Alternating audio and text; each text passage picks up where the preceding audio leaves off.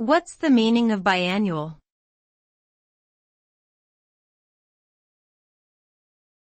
Biannual.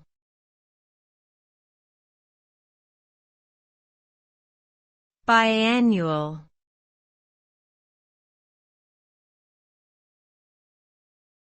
Biannual.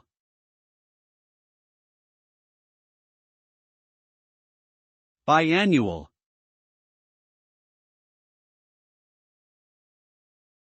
The term biannual refers to something that occurs twice a year.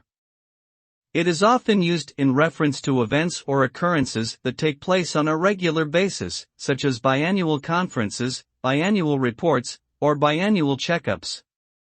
The word biannual is derived from the Latin prefix bi meaning two and the word annual, which means yearly. It is important to note that biannual is often confused with biennial, which means something occurring once every 2 years. Therefore, it is crucial to use these terms accurately to avoid confusion and ensure clear communication about the frequency of events or occurrences.